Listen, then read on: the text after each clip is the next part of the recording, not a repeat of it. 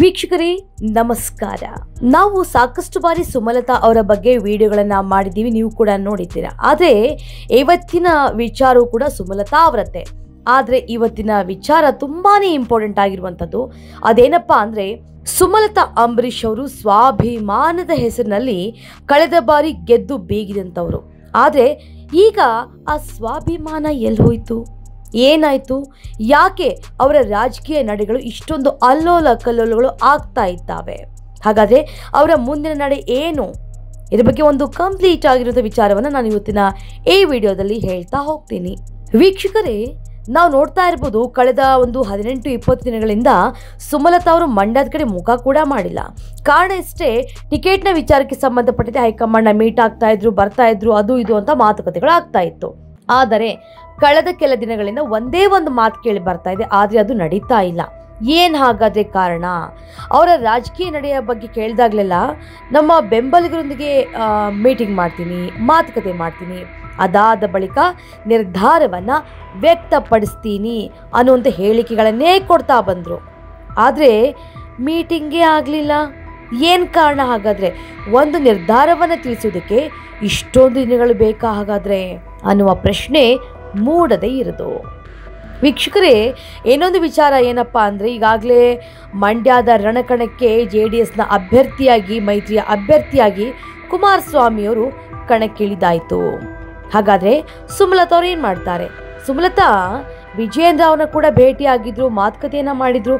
ಯಡಿಯೂರಪ್ಪ ಕೂಡ ಒಂದು ಕಡೆ ಹೇಳ್ತಾ ಇದ್ರು, ಏನಾದರೂ ಸುಮಲತಾ ಅವರು ಸಮಾಧಾನವಾಗಿ ಇದ್ದರು ಅಂದರೆ ಅವ್ರಿಗೆ ಉತ್ತಮ ಸ್ಥಾನಮಾನಗಳು BJPಯಲ್ಲಿ ಸಿಗುತ್ತೆ ಅಂತ. ಹಾಗಾದರೆ ಸ್ವಾಭಿಮಾನದ ಮತಭಿಕ್ಷೆಯನ್ನು ಬೇಡಿ ಓಟನ್ನು ತೆಗೆದುಕೊಂಡಿದ್ದಂತಹ ಸುಮಲತಾ ಅವರು ಅಧಿಕಾರಕ್ಕಾಗಿ ಸುಮ್ಮನಾದ್ರೆ, ಹಾಗಾದರೆ ಅವರು ಸ್ವತಂತ್ರ ಅಭ್ಯರ್ಥಿಯಾಗಿ ನಿಂತ್ಕೊಂಡ್ರೆ ಏನೆಲ್ಲ ಆಗಬಹುದು, ಅಥವಾ BJPಯ ಜೊತೆ ಹೋದರೆ ಏನೆಲ್ಲ ಆಗ್ಬೋದು ಅನ್ನೋದನ್ನು ಕ್ವಿಕ್ ಆಗಿ ನೋಡೋಣ. ನೋಡಿ, ಅವರು ಏನಾದರೂ ಸ್ವತಂತ್ರ ಅಭ್ಯರ್ಥಿಯಾಗಿ ನಿಂತರು ಅಂದರೆ ಈ ಬಾರಿ ಅವರು ಎಲೆಕ್ಟ್ ಆಗಿ ಬರುವಂಥ ತುಂಬಾ ಕಷ್ಟ ಇದೆ. ಕಾರಣ ಎರಡು: ಒಂದು, ಕುಮಾರಸ್ವಾಮಿಯವರು ಕಣಕ್ಕಿಳಿದಿರುವಂಥದ್ದು. ಇನ್ನೊಂದು ಮುಖ್ಯವಾಗಿದ್ದ ವಿಚಾರ, ಸುಮಲತಾ ಅವರು ಕಳೆದ ಬಾರಿ ಎಲೆಕ್ಷನ್ನಲ್ಲಿ ನಿಂತಾಗ ಆಗಿನ ಪರಿಸ್ಥಿತಿಯೇ ಬೇರೆಯದ್ದಾಗಿತ್ತು. ಅಂದರೆ ನಿಖಿಲ್ ಕುಮಾರಸ್ವಾಮಿಯವರು ಕಣಕ್ಕಿಳಿದಿದ್ರು, ಜೊತೆಗೆ ಸುಮಲತಾ ಅವ್ರನ್ನ ಏನಾದರೂ ಮಾಡಿ ಸೋಲಿಸಬೇಕು ಅಂತ ಕುಮಾರಸ್ವಾಮಿಯವರು ಸ್ಟ್ರಾಟಜಿಗಳನ್ನ ಮಾಡ್ತಾ ಇದ್ರಲ್ಲ, ಅಲ್ಲಿ ಜನರು ಮಮ್ಮಲು ಮರಗಿದ್ರು.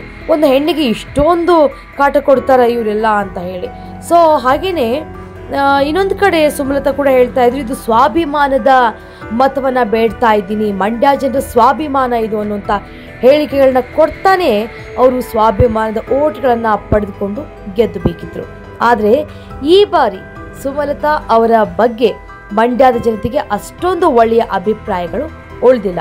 ಕಾರಣ ಇಷ್ಟೇ, ಅವ್ರು ಹೇಳಿಕೊಳ್ಳುವಂಥ ಅಭಿವೃದ್ಧಿ ಕೆಲಸಗಳನ್ನು ಮಂಡ್ಯದ ಭಾಗದಲ್ಲಿ ಮಾಡಿಲ್ಲ ಅನ್ನುವಂಥ ಮಾತು. ಸೊ ಈ ಎರಡು ವಿಚಾರಗಳಿಂದಾಗಿ ಈ ಬಾರಿ ಏನಾದರೂ ಅವರು ಎಲೆಕ್ಷನ್ಗೆ ಸ್ವತಂತ್ರ ಅಭ್ಯರ್ಥಿಯಾಗಿ ನಿಂತರೆ ಗೆಲ್ಲುವಂಥ ಲಕ್ಷಣಗಳು ತೀರಾ ಕಡಿಮೆ. ಇದು ಕೂಡ ಸುಮಲತಾ ಅವರಿಗೆ ತುಂಬ ಚೆನ್ನಾಗಿ ಗೊತ್ತಿದೆ.